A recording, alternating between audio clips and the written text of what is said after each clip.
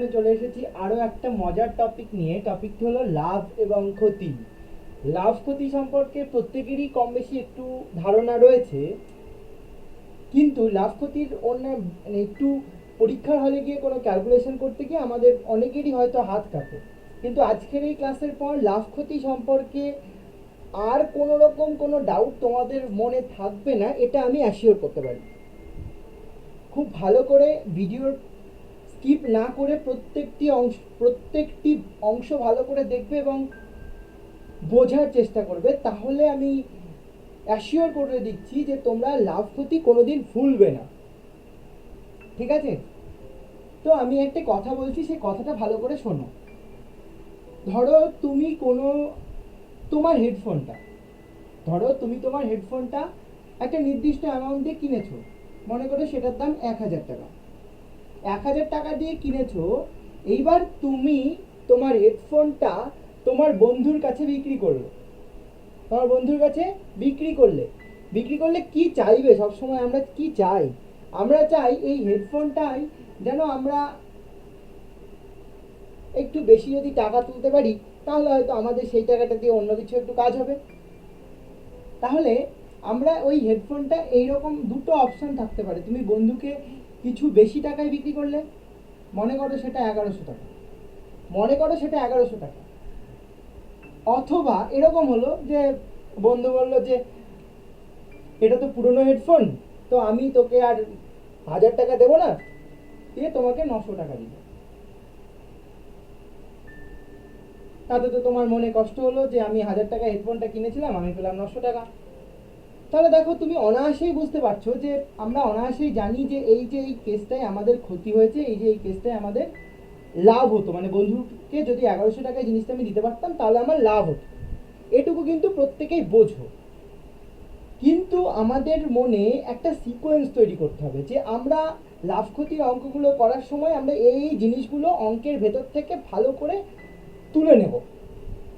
ঠিক আছে? এই তথ্যগুলো অঙ্কের ভেতর থেকে তুলে নেব। তথ্যগুলো ভালো করে যদি তুমি অ্যারেঞ্জ করতে পারো, তাহলে লাভ ক্ষতির মতো সোজা অঙ্ক আর হতেই পারে না।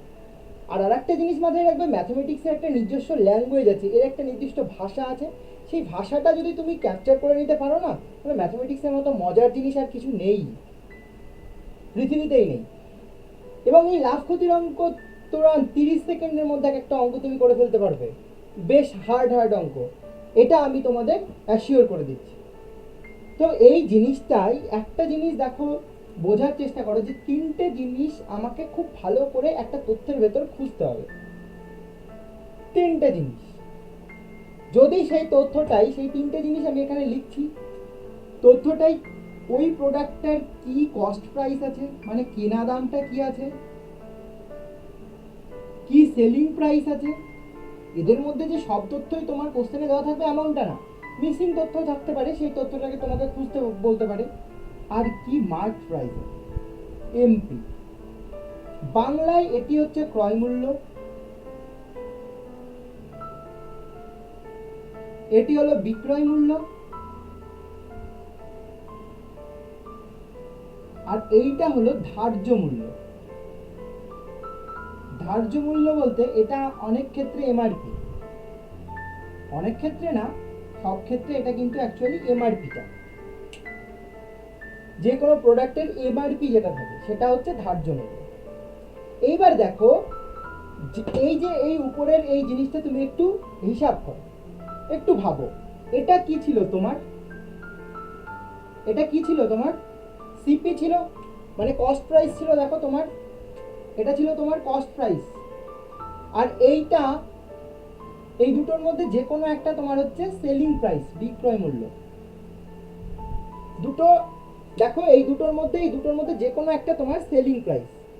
অপশন তোমার হাতে দুটো, যে বন্ধু তোমাকে 900 টাকা দিতে পারে অথবা 1100 টাকা দিতে পারে। তাহলে দুটো কেসে দুটো জিনিস আলাদা আলাদা ভাবে আমাকে ভাবতে হবে। যখন তোমার বন্ধুটা তোমাকে 1100 টাকা দিচ্ছে, এই ফার্স্ট কেসটার কথা ভাববো, তখন দেখো, যখন বিক্রয় মূল্য 1100 টাকা,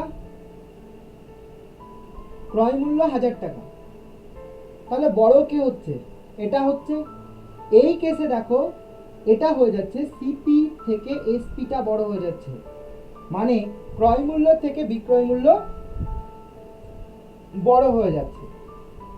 এক্ষেত্রে যে জিনিসটা অ্যারাইজ করবে সেটা হচ্ছে প্রফিট। তোমরা প্রত্যেকেই জানো, মানে এই ক্ষেত্রে লাভ হবে। এইবার দেখো দ্বিতীয় ক্ষেত্রে কি হচ্ছে, তোমার সিপি সেই 1000 টাকা, কিন্তু এসপি তোমার 900 টাকা। বিক্রয় মূল্যের থেকে ক্রয় মূল্য বেশি, কেনা দামটা বেশি, বিক্রি করে তুমি বেশি দাম পাওনি। তাহলে এক্ষেত্রে দেখো সিপি গ্রেটার দেন এসপি হচ্ছে, এবং এক্ষেত্রে যে জিনিসটা অ্যারাইজ হচ্ছে সেটা দেখো লস অ্যারাইজ হচ্ছে, মানে এক্ষেত্রে তোমার লস হচ্ছে। তো এই সিকোয়েন্সটা যদি এবার বুঝে নেওয়ার পর আরেকটা জিনিস তোমাকে বার করতে হবে, প্রফিটটা বার করতে হবে আর লসটা বার করতে হবে, দেন প্রফিট পার্সেন্ট, লস পার্সেন্ট। এইটুকু জেনে গেলে আমরা প্রত্যেকটা অঙ্কে বাকি জিনিসগুলো আস্তে আস্তে সব করে ফেলতে পারবো, ওটা নিয়ে আর মাথা ব্যথা নেই। এইবার আমি কি করব, এই প্রফিট এবং লস কি করে বার করব সেটা একটুখানি দেখো। এখানে প্রফিট অ্যারাইজ করলো বলেছি, এই ক্ষেত্রে লস অ্যারাইজ করলো, কিন্তু প্রফিট কতটা হলো সেটা কিন্তু এখনো বেরোয়নি। তাহলে দেখো এটা 1100 টাকা এসপি, এটা দেখো 1000 টাকা হচ্ছে সিপি। তাহলে সেক্ষেত্রে প্রফিট অ্যারাইজ করেছে, এটুকু বুঝতে পেরেছো। তাহলে প্রফিটটুকু কি হবে, সেই প্রফিটটা কি হবে, সেই প্রফিটটা লাভটা কি হবে, অবভিয়াসলি এসপি মাইনাস সিপি হবে। কারণ তো এসপি বড়, বড় সংখ্যা থেকে আমরা ছোট সংখ্যা বিয়োগ করতে পারি, ছোট সংখ্যা থেকে কখনোই বড় সংখ্যা বিয়োগ করতে পারি না। তাহলে এক্ষেত্রে প্রফিট হলো, তাহলে প্রফিট ইকুয়াল টু আমরা পেয়ে গেলাম এসপি মাইনাস সিপি। এটা একটা তথ্য। আর এই ক্ষেত্রে দেখো, দ্বিতীয় ক্ষেত্রে দেখো, যখন লস অ্যারাইজ করছে, লস ইকুয়াল টু কি হচ্ছে, লস ইকুয়াল টু বড় কে সিপি। লসের ক্ষেত্রে লস ইকুয়াল টু দেখো সিপি মাইনাস এসপি। এটা আর একটা তথ্য। তাহলে কি পেলাম, profit equal to SP minus CP, আর লস ইকুয়াল টু পেয়ে গেলাম সিপি মাইনাস এসপি। আর যদি তোমাকে তোমার বন্ধু 1000 টাকাই দিত, আরো একটা অপশন আছে, যদি 1000 টাকাই দিত তাহলে কিন্তু তোমার নো প্রফিট নো লস, মানে কোনো প্রফিটও হলো না, কোনো লসও হবে না। ঠিক আছে, এই পর্যন্ত বের করাটা খুব সহজ। এরপর প্রফিট পার্সেন্টে গিয়ে তোমাদের সমস্যা হয়। প্রফিট পার্সেন্ট বার করতে গিয়ে সবসময় ক্যালকুলেট করবে প্রফিট পার্সেন্ট বার করার সময়, কোশ্চেনে যদি বিক্রয় মূল্যের কথা উল্লেখ না থাকে, সব সময় প্রফিট পার্সেন্টের ক্ষেত্রে ক্রয় মূল্যটা ইউজ করবে, সব সময় প্রফিট পার্সেন্টের ক্ষেত্রে ক্রয় মূল্য ইউজ করবে। এই কথাটা কিন্তু খুব ভাইটাল। প্রফিট পার্সেন্ট বা লস পার্সেন্ট বার করার সময় ক্রয় মূল্য নিয়ে আমরা কাজ করব, বিক্রয় মূল্য কিংবা ধার্য মূল্য নয়। ঠিক আছে, আমরা কি নিয়ে কাজ করব, ক্রয় মূল্য নিয়ে কাজ করব, বিক্রয় মূল্য কিংবা ধার্য মূল্য নয়। বিক্রয় মূল্য বা ধার্য মূল্য নিয়ে নিলে সেইটা কিন্তু আর আমরা প্রফিট পার্সেন্ট পাবো না, বা পেলেও ভুল প্রফিট পার্সেন্ট পাবো। তাহলে এবার দেখি প্রফিট পার্সেন্ট বা লস পার্সেন্ট ইকুয়াল টু কি হতে পারে। দেখো ক্রয় মূল্য প্রোডাক্টের আছে, তাহলে আমি এবার কি জানার চেষ্টা করছি, প্রফিট পার্সেন্ট আর লস পার্সেন্ট। এটাই হচ্ছে খুব ইম্পর্টেন্ট একটা জিনিস। আমি এটা ওপরটা মুছে দিচ্ছি, দিয়ে এখানে লিখছি। প্রফিট লস অ্যারাইজের কেসটা বুঝলে এবার যেটুকু জানতে হবে সেটা হচ্ছে প্রফিট পার্সেন্ট।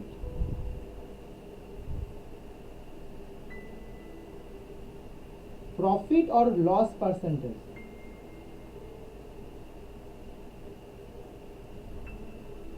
এটা ইকুয়াল টু, দেখো তোমার যে লস বা প্রফিটটা হলো, তাহলে লস হলো और যে প্রফিটটা হয়েছে সেটা বাই তোমার সিপিটা ক্রয় মূল্য ইনটু 100। এটা একটা ভীষণ ইম্পর্টেন্ট তথ্য। প্রফিট পার্সেন্টেজ और লস পার্সেন্টেজ এটা ইকুয়াল টু প্রফিট और লস বাই সিপি ইনটু 100। এই তথ্যটা কিন্তু ভীষণ ইম্পর্টেন্ট অঙ্ক করার ক্ষেত্রে। ঠিক আছে, তাহলে তোমরা দেখো খুব সহজেই বুঝে গেলে যে প্রফিট পার্সেন্ট বা লস পার্সেন্ট বার করবো আমরা কি করে। এই জিনিসটা ফুললি স্ক্রিনশট নিয়ে নিতে পারো বা খাতায় তুলে নিতে পারো, এর ওপরেই দাঁড়িয়ে আছে কিন্তু আমার সমস্ত অঙ্ক। আর কিন্তু এর বাইরে কিছু নেই, ক্রয় মূল্য, বিক্রয় মূল্য, প্রফিট পার্সেন্ট, লস পার্সেন্ট। ঠিক আছে, অন্যান্য অঙ্কগুলো সমস্ত কিছু আমরা এই তথ্যের উপর ভিত্তি করেই ভাবনা চিন্তা, মেন্টালি ব্যাপারগুলোকে এবার ভাবতে হবে যে তথ্যের মধ্যে নাড়াঘাটা করতে হবে, আমি কোনটা নিয়ে কি কাজ করলে খুব সহজেই আমরা করতে পারবো। আশা করি তোমরা থিওরিটা বুঝে গেলে, যে প্রফিট পার্সেন্ট, লস পার্সেন্ট সেটাও বুঝে গেলে, প্রফিট কি লস কি বুঝে গেলে। এইবারে আমরা কয়েকটা এক্সাম্পল নিয়ে দেখার চেষ্টা করব, জিনিসটাকে আরও বোঝার চেষ্টা করব, ঠিক আছে? আবারও একটা কথা বলছি, যে যদি এটা ভালো লেগে থাকে তাহলে একটু লাইক করো এবং চ্যানেলটিকে সাবস্ক্রাইব করতে কিন্তু ভুলো না। এই সাবস্ক্রাইব এবং লাইকের ওপর দাঁড়িয়ে আছে আমার মোটিভেশন। আমি যদি বেশি মোটিভেটেড হই তাহলে তোমাদের জন্য আরও ভালো ভালো ভিডিও উপস্থাপন করতে পারবো। ওকে, এবার আমি কিছু উদাহরণ নিয়ে নাড়াচাড়া করব। আমরা এই দুটো এক্সাম্পল দেখব, ঠিক আছে? এই দুটো এক্সাম্পল আমাদের ওয়েস্ট বেঙ্গল গভর্নমেন্টের পিএসসি এক্সামে বিগত সালে এসেছে। প্রথম কোশ্চেনটা কি বলেছে, পরপর 20% এবং 25% ছাড়ের সমতুল্য ছাড় কত হবে? ঠিক আছে, মানে প্রথমে 20% ছাড় দিয়েছে, দেন 25% ছাড় দিয়েছে। তাহলে মোট তুমি কত টাকা ছাড় পাবে কোনো একটা প্রোডাক্ট কিনে, সেটা হচ্ছে আমাদের বার করতে দিয়েছে। তাহলে প্রথমে কতটা ছাড় দিয়েছে? প্রথমে ছাড় দিয়েছে 20%। যদি সিপি 100 হয়, 20% ছাড় দেওয়া মানে 100 টাকার 20% মানে বুঝতেই পারছো সেটা হচ্ছে 20 টাকা। তাহলে সেক্ষেত্রে প্রথমে রিডিউসড যে এসপিটা হয়ে যাবে সেটা দেখো 80 টাকা হয়ে যাবে। মানে প্রথম ক্ষেত্রে 20% ছাড় দেওয়ার পর এসপিটা মানে 20% লেস লিখলাম, লেসে এটা কিন্তু এসপি, ঠিক আছে? দেন এখন কিন্তু এই 80 টাকার ওপর তোমাকে 25% ছাড় দেবে, ঠিক আছে? এটা কিন্তু আর এই যে 100 টাকার ওপর নয়, এখন কিন্তু 80 টাকার ওপর তোমাকে 25% ছাড় দেবে। দেন 25% লেস হবে, সেটা কোনটার ওপর? 80-র ওপর।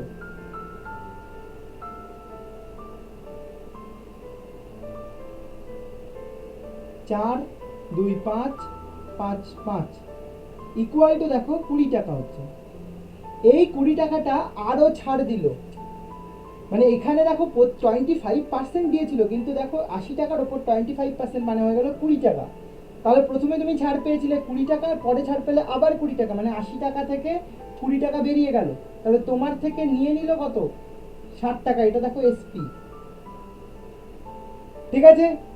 মানে দোকানদারের সেলিং প্রাইস আর তুমি যেটা কিনছো সেটা কিন্তু তোমার কস্ট প্রাইস, কিন্তু এখানে তো দোকানদারের রেসপেক্টে কাজকর্ম করতে হবে, এটা এসপি হলো।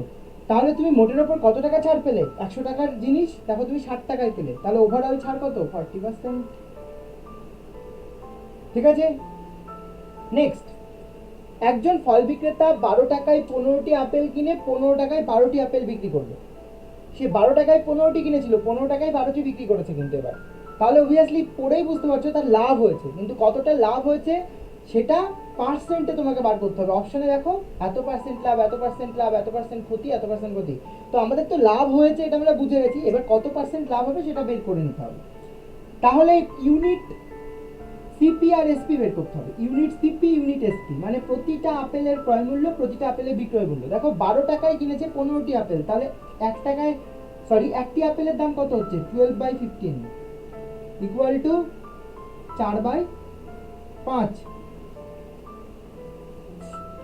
বিক্রয় মূল্য কত? দেখো 12টি আপেল বিক্রি করেছে কত টাকায়? 15 টাকায়, তাহলে 15/12, এটা ইকুয়াল টু দেখো হচ্ছে কাটাকুটি করলে 5/4, ঠিক আছে? এইবার প্রফিট পার্সেন্ট, কিন্তু আমরা প্রফিট পার্সেন্ট বার করবো একদম, ঠিক আছে? প্রফিট পার্সেন্ট বার করবো। প্রফিট পার্সেন্ট ইকুয়াল টু ওপরে প্রফিট হবে, একটু আগে সূত্রতে যেটা বললাম, প্রফিট বাই সিপি ইন্টু 100 হবে। তাহলে প্রফিট কত হচ্ছে? 5/4 বিয়োগ 4/5, 5/4 বিয়োগ 4/5 বাই সিপি কত? CP 4/5 into 100। এই ওপরেরটা ক্যালকুলেট করে দেখবে, এটা মেন্টালি ক্যালকুলেট করবে, এটা 9/20 হবে, 9/20। নিচেরটা উল্টে গিয়ে গুণ হবে, 5/4 ইন্টু 100। 20 দিয়ে 100কে কাটলে 5, তাহলে হয়ে যাচ্ছে দেখো 5 45 ইন্টু 5/4 মানে 225/4, এটা ইকুয়াল টু 5, 4 5 20, 4 6 24 দশমিক 1 থাকছে, মানে 25 হবে। ওকে, তাহলে প্রফিট পার্সেন্ট বেরিয়ে গেল 56 56.25 এত পার্সেন্ট। ওকে, তাহলে এই অঙ্কটাও হয়ে গেল। আশা করি তোমরা বুঝতে পারলে। এই ভিডিওটাকে আমি আর দীর্ঘায়িত করলাম না, মাত্র দুটো এক্সাম্পল দেওয়া থাকলো। নেক্সট একটা এই লাভ ক্ষতির ওপরই শুধু অঙ্কের একটা ভিডিও থাকবে।